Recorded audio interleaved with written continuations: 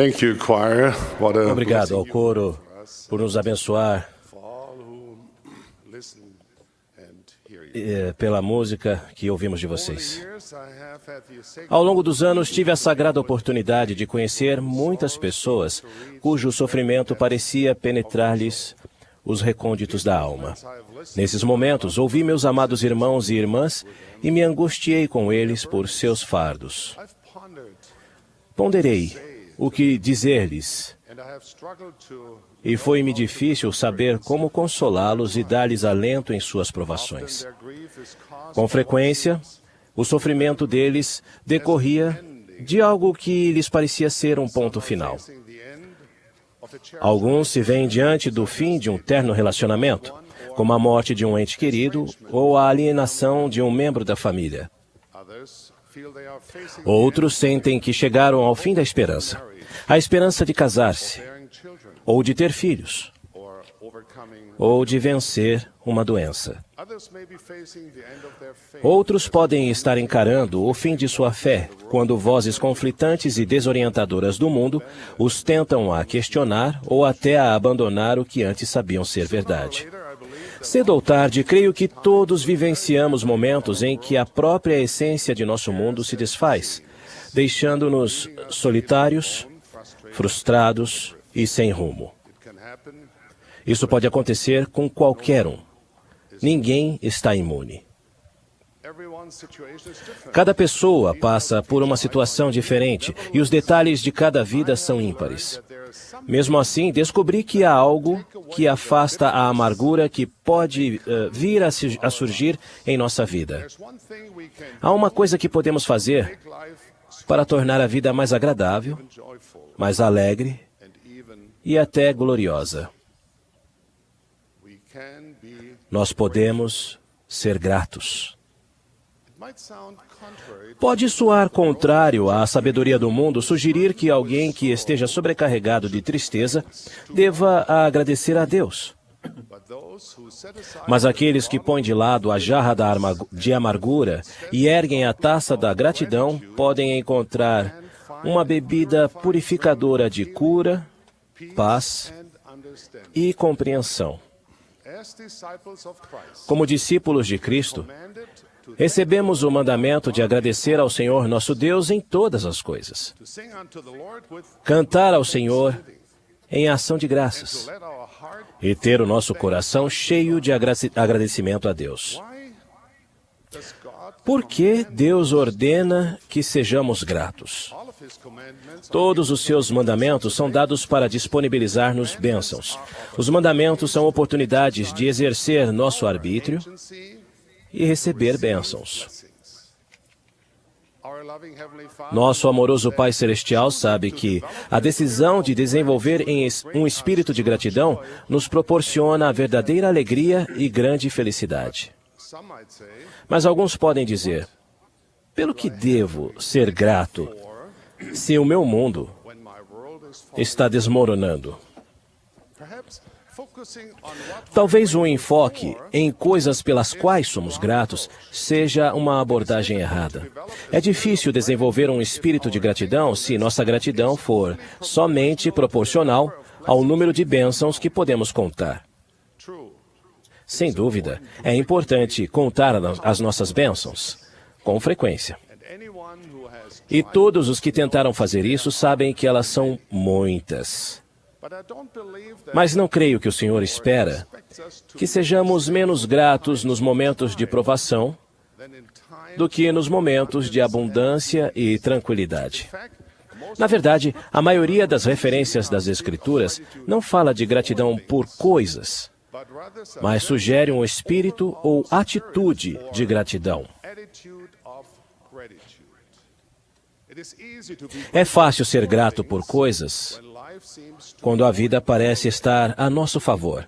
but what Mas, then e naqueles momentos of those times em que as coisas que desejamos seems to be far? parecem estar fora de nosso alcance?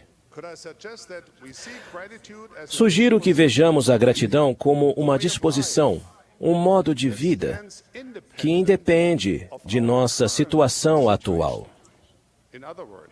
Em outras palavras, estou sugerindo que, em vez de sermos gratos por coisas, devemos concentrar-nos em ser gratos em nossas circunstâncias, sejam elas quais forem. Há aquela velha história do garçom que perguntou ao cliente se ele havia gostado da refeição. O cliente respondeu que tudo estava ótimo, mas teria sido ainda melhor se tivesse sido servido mais pão. No dia seguinte, quando o homem voltou, o garçom dobrou a quantidade de pão, dando-lhe 4 fatias em vez de 2. Mas ainda assim, o homem não ficou contente. No dia seguinte, o garçom dobrou o pão novamente, sem sucesso. No 4º dia, o garçom estava realmente determinado a deixar o homem contente. Então, ele pegou um pão de 3 metros de comprimento, partiu ao meio e, com um sorriso, serviu ao cliente. O garçom mal podia esperar para ver qual seria a reação do homem. Depois da refeição, o homem ergueu o rosto e disse: "Muito bom, como sempre. Mas você voltou a me servir apenas 2 fatias de pão."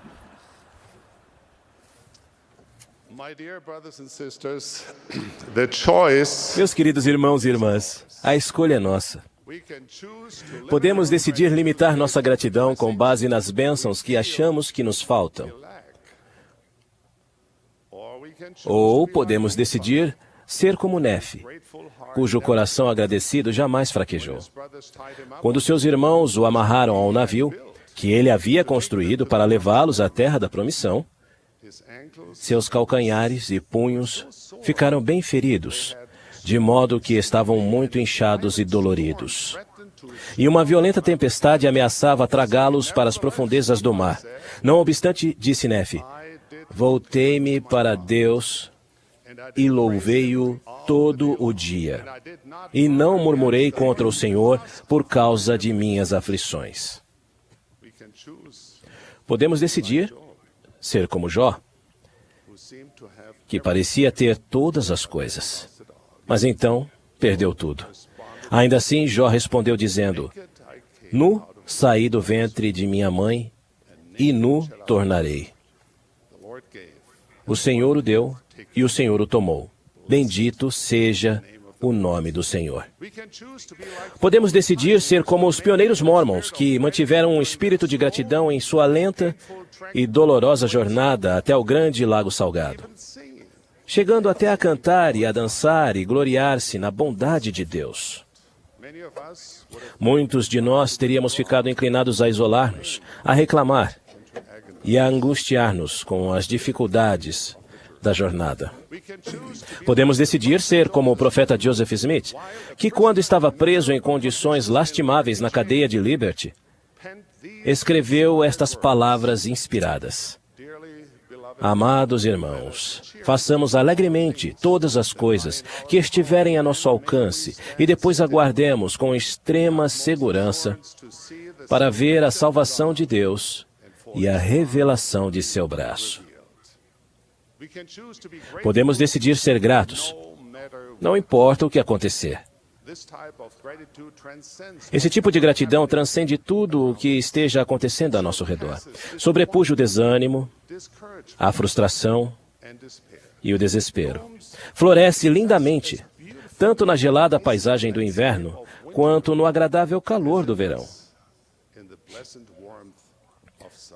Se formos gratos a Deus em nossas circunstâncias, podemos vivenciar uma doce paz em meio à tribulação. Mesmo na aflição, podemos elevar nosso coração em louvor. Na dor, podemos gloriar-nos na expiação de Cristo. No frio da amarga tristeza, podemos sentir a proximidade e o calor do abraço do céu. Às vezes achamos que ser gratos é algo que fazemos depois que nossos problemas forem solucionados. Mas que visão terrivelmente limitada é essa? Perdemos muito na vida por esperarmos ver o arco-íris antes de agradecermos a Deus pela chuva. Ser gratos em momentos de aflição não significa que estejamos contentes com nossa situação. Significa, sim, que pelos olhos da fé, olhamos para além de nossas dificuldades atuais. Essa não é uma gratidão dos lábios, mas é da alma. É uma gratidão que cura o coração e expande a mente. Ser gratos em nossas circunstâncias é um ato de fé em Deus. Exige que confiemos em Deus e esperemos coisas que talvez não vejamos, mas que são verdadeiras. Ao sermos gratos, seguimos o exemplo de nosso amado Salvador, que disse: "Não se faça a minha vontade, mas a tua." A verdadeira gratidão é uma expressão de esperança e testemunho. Advém do reconhecimento de que nem sempre compreendemos as provações da vida, mas confiamos que um dia compreenderemos. Em qualquer circunstância, nosso senso de gratidão é nutrido pelas muitas e sagradas verdades que já conhecemos. Que nosso Pai deu o grande plano de felicidade a seus filhos, que graças à expiação de seu Filho Jesus Cristo, podemos viver para sempre com os nossos entes queridos, que no final teremos um corpo glorioso, perfeito e imortal, livre de enfermidades e deficiências, e que nossas lágrimas de tristeza e perda serão substituídas por uma abundância de felicidade e alegria. Boa medida, recalcada, sacudida e transbordando.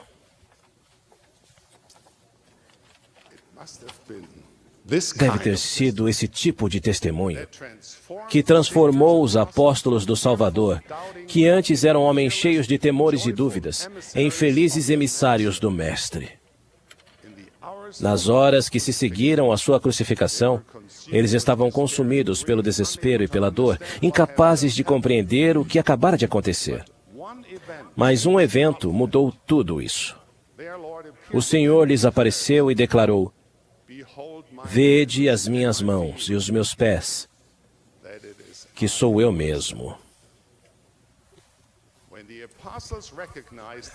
Quando os apóstolos reconheceram o Cristo ressuscitado, quando vivenciaram a gloriosa ressurreição de seu amado Salvador, eles se tornaram homens diferentes. Nada poderia impedi-los de cumprir sua missão. Aceitaram com coragem e determinação a tortura, a humilhação e até a morte que lhes adviria por causa de seu testemunho. Não seriam impedidos de louvar e de servir ao seu Senhor. Mudaram a vida de pessoas de toda parte. Eles mudaram o mundo. Não precisamos ver o Salvador como os apóstolos viram, para vivenciar essa mesma transformação. Nosso testemunho de Cristo, proveniente do Espírito Santo, pode ajudar-nos a ver além dos finais decepcionantes da mortalidade e a enxergar o futuro brilhante que o Redentor do mundo preparou. À luz do que sabemos sobre o nosso destino eterno, é de se admirar que, seja onde for que encontremos os amargos finais da vida, eles nos pareçam inaceitáveis? Parece haver algo dentro de nós que resiste aos finais. Por que isso acontece? Porque somos feitos da matéria da eternidade. Somos seres eternos, filhos do Deus Todo-Poderoso, cujo nome é infinito e que nos promete bênçãos eternas. Os finais não são o nosso destino. Quanto mais aprendemos sobre o Evangelho de Jesus Cristo, mais nos damos conta de que os finais aqui na mortalidade não são finais, de modo algum. São meras interrupções, pausas temporárias que um dia parecerão pequenas em comparação com a alegria eterna reservada para os fiéis. Sou imensamente grato a meu Pai Celestial, porque em seu plano não há finais verdadeiros, apenas inícios eternos. Irmãos e irmãs, acaso não temos motivo para encher-nos de gratidão, sejam quais forem as circunstâncias em que nos encontremos? Acaso precisamos de maior motivo para ter nosso coração cheio de agradecimento a Deus? Não temos, portanto, motivo para regozijar-nos? Seremos imensamente abençoados se reconhecermos a obra da mão de Deus no maravilhoso tapete da vida. A gratidão a nosso Pai Celestial amplia a nossa percepção e clareia a nossa visão, inspira humildemente e promove empatia por nossos semelhantes e por todas as criações de Deus. A gratidão é um grande catalisador de todos os atributos cristãos. Um coração grato é a fonte de todas as virtudes. O Senhor prometeu que aquele que receber todas as coisas em gratidão será glorificado. E as coisas desta terra ser-lhe-ão acrescentadas, mesmo centuplicadas. Sim, mais. Especialmente nos finais aparentemente inexplicáveis que fazem parte da mortalidade. Façamos com que nossa alma cresça em gratidão por nosso misericordioso Pai Celestial.